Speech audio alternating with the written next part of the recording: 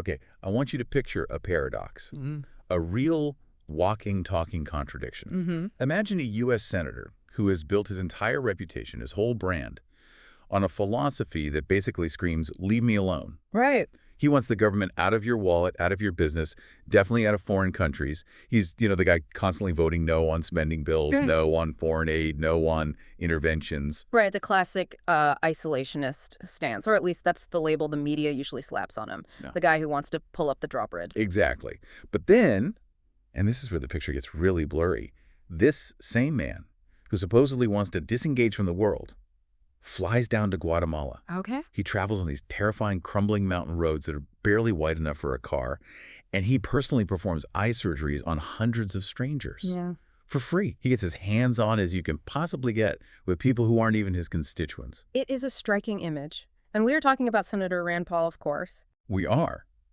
And that disconnect between the politician who says the government should do nothing and the man who feels compelled to do something, that's the hook for today's deep dive. We're unpacking a massive, really wide-ranging conversation he had recently with Patrick Bet-David. And look, whether you vote for the guy or not, or agree with his politics, the mission of this deep dive is, I think, fascinating.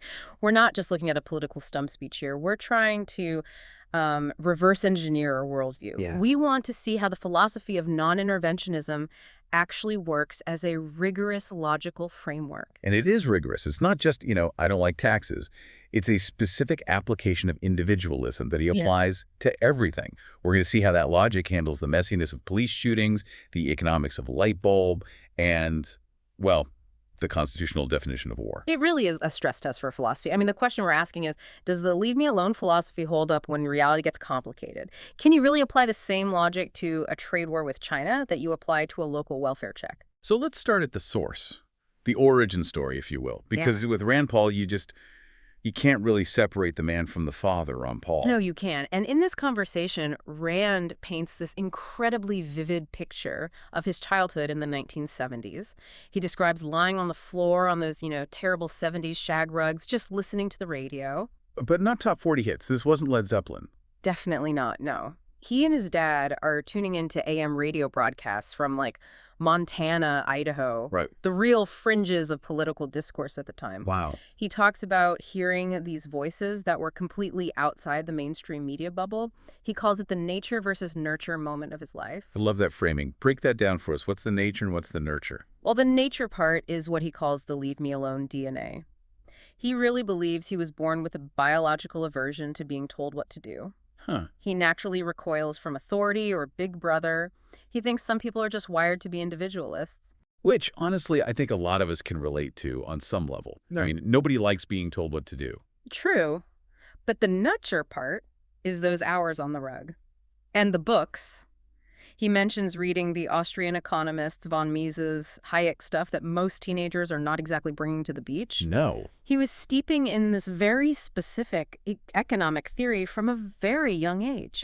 There's a specific piece of advice from his dad that I think unlocks his entire career. Ron Paul was a doctor, right, studying economics on the side, and he asked an expert, what do I do with all this? How do I use it? And the answer wasn't run for office. Not initially. The advice was, if you keep talking about what you believe in, the right people will find you.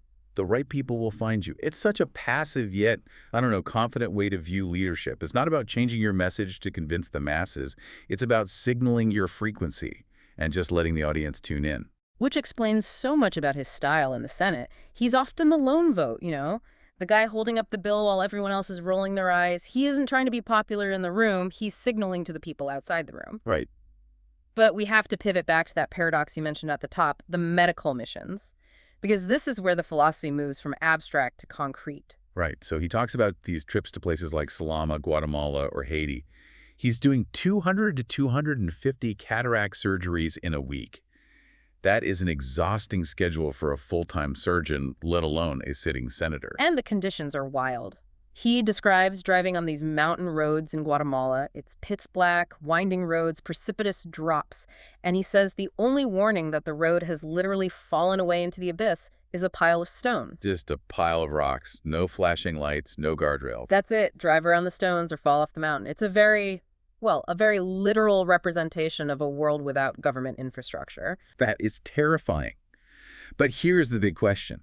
Why does he do it? If he's so focused on America first or limited engagement, why go fix eyes in Haiti? Why risk his life on that road? And this is the critical distinction in his philosophy. This is the one that trips people up. It's the difference between state intervention and personal virtue. Paul isn't against helping people. He's against being forced to help people by the tax collector. So for him, the virtue exists only because it's voluntary. Precisely. If the government takes your money and sends it to Guatemala, that's not charity. That's just confiscation. It's just math. But if you fly there and use your own hands to heal someone, that's a moral action.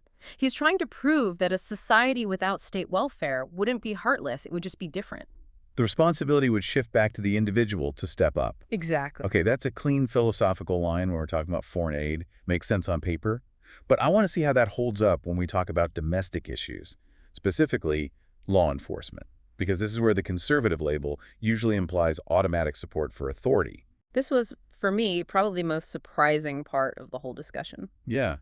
You usually expect a Republican, especially a conservative one, to be fairly lockstep with back the blue. But they got into the weeds on a specific shooting in Minneapolis involving ICE agents and a man named Alex Petty, or sometimes Alex Pretty in the reports. And this is a messy case. The official narrative from the Department of Homeland Security was, well, pretty straightforward. This man was a would-be assassin who brandished a weapon and assaulted officers. Case closed, good shoot, everyone goes home. But then the video comes out. And video changes everything. Right. The video shows the man holding a cell phone, and he's backing away, he's retreating, he is not charging at them. Now, to be fair, Paul doesn't paint this guy as a saint. He admits the guy had vandalized a car earlier, maybe he was shouting slurs. He wasn't an angel. But Paul's argument is that you don't have to be an angel to have rights. He is adamant. Looking at the video, the man did not assault anyone. And here's where the technical breakdown gets really fascinating. Paul floats a theory about the weapon involved. The agents were carrying the SIG 320 pistol. I've heard about this. There have been safety concerns with that model, right? It's been in the news. Yes, big time. There have been multiple reports of uncommanded discharges. Basically, the gun firing without the trigger being pulled, usually if it's dropped or jarred in a certain way. So Paul's theory is essentially a chain reaction. An agent stumbles, drops the gun, it goes off. Exactly. A gun hits the pavement, bang. The other agents, who are already on high alert, hear a shot. They assume the suspect fired, so they unload on him. It's the fog of war. That's a tragedy of errors. But it's a very different scenario than stopping an assassin. And that is Paul's entire point. He says that even if you support the mission of ICE, which he does, you cannot allow the government to construct a false narrative to cover up a mistake. He argues that for law enforcement to survive, it has to maintain a sense of justice. Right. If the public sees a video of a guy backing away and the government says he assaulted us, trust just, it evaporates. It's interesting. He's applying that same suspicion of the state to the police that he applies to the taxman. He's saying, don't just believe the government press release. Which brings us to another area where he thinks the government press release is misleading: the economy, specifically the welfare state. He drops a line here that I think is going to stick with me. He says, we don't necessarily need a wall on the border. What we need is a wall around the welfare system. It's a classic Ron Paulism that Rand has adopted. He's shifting the debate from who is coming in to what are we paying for. It changes the incentives. And he brings some really specific data to back this up. He cites these studies on unemployment benefits that show a very weird correlation between when benefits end and when people find jobs. It is weird if you believe in coincidence, but it's perfectly logical if you believe in incentives. The data shows that if unemployment benefits last for 28 weeks, the vast majority of people find jobs between week 27 and week 29. Like clockwork. The deadline approaches, and suddenly the job search gets serious. And if you extend those benefits to 52 weeks, they miraculously find jobs between weeks 51 and 53. So the cynic says people are lazy. They're just milking the system until the last possible second. Paul would say people are rational. They respond to the incentives placed before them. If you pay someone not to work, they won't work. But he goes a step further, and this is the key insight for anyone listening who manages teams or hires people. He argues that by extending those benefits to 52 weeks, the government is actually trapping people. How so? How is giving them money a trap? Think about it from a hiring manager's perspective. You have 2 resumes on your desk. Candidate A has been out of work for 2 months. Candidate B has been out of work for 2 years. Who do you hire? The 2-month guy. You wonder what's wrong with the 2-year guy. Is his skill set rusty? Did nobody else want him? You assume there's a problem. Exactly. Paul calls this the unintended consequence of compassion. By paying someone to stay home for 2 years, you might have made them permanently unemployable. You've eroded their skills and their marketability, so the help actually ended up ruining them. That's a heavy argument. It reframes welfare from generosity to sabotage. And he applies this to the current debates on refugees, too. There was a spending package allocating, $5 billion for refugee welfare? Paul's take is, if you want to sponsor a refugee, do it. Use your money. Use your church's money. That's beautiful. But taking tax dollars to support 100,000 people, that creates a magnet. It incentivizes migration for the wrong reasons, for the benefits, not the opportunity. It's tough medicine. But speaking of economics, I want to pivot to something that honestly caught me off guard. Usually when we do these deep dives on political figures, especially libertarian ones, it's all doom and gloom. The debt is exploding, the currency is collapsing. Wet gold and canned food. Yeah. It's usually a bunker mentality. Exactly. But Paul had this moment of incredible optimism. He starts geeking out on data from a site called humanprogress.org.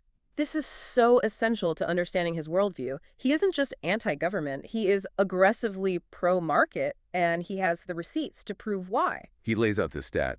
In 1820, 98% of the world lived in abject poverty. And that's defined as living on less than $2 a day in modern money, 98%. And today, that number is less than 10%. I mean, that is arguably the greatest achievement in all of human history, and Paul credits it entirely to the Industrial Revolution and free markets. He uses this concept of time prices to explain it, which I think is so much smarter than talking about dollars and cents. It really cuts through all the noise of inflation. The question isn't how much does a refrigerator cost, because the dollar changes value. The question is, how long do you have to work to buy one? That connects directly to your life energy. Right. So in the 1950s, which we always look back on as this golden age of the American middle class, he says the average worker had to labor for about 160 hours to afford a standard fridge. That's a month of work. And today, it's roughly 10 hours, a day and a bit. You work a long shift, you buy a fridge. And the light bulb example was even crazier. He said back in the day, it took 1,000 hours of labor to afford enough artificial light to read for a year. Candles, oil, whatever. And now, 10 seconds. You work for 10 seconds, and you've paid for that light. That's essentially free. So here's the question that haunts me. If we have 10-second light bulbs and cheap fridges, why don't we feel rich? Why does everyone feel like the sky is falling? Paul has a great analogy for this. It really explains the human condition. He calls it the lion in the village. Break that down. Imagine a primitive village. For 364 days, life is fine, the harvest is good, the kids are playing. But one day a year, a lion comes into the village and eats someone. Okay. Terrible day. But what does the village talk about every single day of the year? The lion? They talk about the lion. We are evolutionarily hardwired to focus on threats. If you miss the sunset, you were fine. If you missed the lion in the grass, you were dead. So our brains are constantly scanning for negatives. That explains Twitter. That explains the nightly news. It explains everything. Paul's point is that we are sitting in air-conditioned rooms with food in the fridge that cost us a fraction of what our grandparents paid, and we are obsessed with the lion. We ignore the miracle of the market because we're addicted to the crisis. And I guess his argument is that this pessimism is dangerous because it makes us demand interventions we don't need. Save us from the lion when the lion is actually just a stray cat. Exactly. And that demand for protection leads us to the final and most dangerous form of intervention: war. This is where Paul goes full constitutional absolutist. Yeah. He's not just saying war is bad. He's saying the way we start wars is illegal. He reminds us that the Constitution is very clear. Congress declares war. Not the president, not the Pentagon. Congress. The people's representatives. But we haven't declared war since World War II. We just do police actions or operations. Yeah. We have a dozen euphemisms for it. Right. And to cut through the euphemisms, Paul uses a hypothetical about Venezuela that I thought was brilliant. It really clarifies the double standard. This is the snatch and grab scenario. He asks, imagine a foreign country executes a perfect military operation in Washington, D.C. They fly in, snatch the U.S. president from the White House, and fly him out to stand trial in their country. 0 casualties. In and out in 4 hours. Would we call that a war? Of course! We'd nuke them. It's an act of war. It's an invasion. So Paul's logic is, if we do that to another country, if we send special forces to snatch a foreign leader, We can't pretend it's just diplomacy with muscles. It's war. And if it's war, Congress has to vote on it. He's trying to force accountability back into the system. You want to invade? Fine. Put your name on the vote so the voters can fire you if they disagree. Don't hide behind the president. Speaking of presidents, Yeah. we have to talk about the elephant in the room, or maybe the lion in the room. Donald Trump. It's a complicated relationship, to say the least. It is. Because on one hand, Paul seems to think Trump is the only recent president who actually gets it. He says Trump has the instincts of a non-interventionist. He contrasts Trump with the Bush wing of the Republican Party, the neocons who wanted to spread democracy at the point of a gun. Right. Paul thinks Trump genuinely wants to stop the forever wars. He thinks Trump looks at a war and says, what are we getting out of this? This is a bad deal. But there's a big but. The execution. Specifically regarding trade, this is where Paul's libertarianism clashes with Trump's populism. Paul hates tariffs. He hates them with a passion. To him, a tariff is just a tax on you and me. Correct. If you put a tariff on Chinese steel, American companies pay that tariff, and then they charge you more for the car. And he makes a constitutional argument here, too. The Constitution says all revenue bills, all taxes, must originate in the House of Representatives. The origination clause. Right. So if a president unilaterally slaps a 100% tariff on a country, he is effectively raising taxes without Congress. Paul thinks that's unconstitutional. And just practically, he describes it as chaotic. He talks about the strategy of threatening Canada one week, then hugging them the next. He compares it to a business supply chain. Walmart doesn't threaten its suppliers every Tuesday. They need a stable relationship to keep the shelves stocked. Paul argues that treating trade as a weapon creates economic chaos, and chaos is bad for prosperity. You can't be America first if you're making American businesses second-guess their supply chains every morning. So when we pull all these threads together, the medical missions, the police shooting, the light bulbs, the war powers, what are we looking at? What's the through line? I think we're looking at a philosophy of systemic restraint. Restraint. That's not a word you hear often in D.C. No, it's not. Most politicians want to restrain their enemies but unleash their own power. They say, give me the power and I'll fix it. Paul is arguing for the opposite. He wants to strip power away from the center, even when his guy is in charge, and push it back to the individual, the family, and the market. He basically says, I trust you to fix your own life more than I trust a bureaucrat to do it for you. And he leaves us with one final provocative image about what happens when the government refuses to step back. The California wildfires. This was a mic drop moment. He's talking about rebuilding infrastructure, right? He mentions bridges in Kentucky that were destroyed. He wanted to rebuild them. Simple task, right? Just put them back where they were. But the government spent millions of dollars in 2 years counting pocketbook mussels. Pocketbook mussels, a type of shellfish. 2 years of biological surveys to protect a clam while people drove hours out of their way. And he connects this to the fires. If you can't clear dead wood from a forest in California because of a federal regulation protecting a beetle or a mussel, and that forest burns down and incinerates 1,000 homes, did the intervention work? You saved the process, but you lost the bridge. You saved the regulation, but you burned the village. That is the core question he's asking. Does our obsession with safety and process actually endanger the prosperity it claims to protect? That is the question we want you to carry with you this week. Look at your news feed. Spot the interventions. Where is the government stepping in? And is it protecting the pocketbook mussels at the expense of the bridge? Or is it just pretending to protect the village from the lion? It's rarely an easy answer, but it's always the right question to ask. Thanks for diving deep with us. We'll see you next time.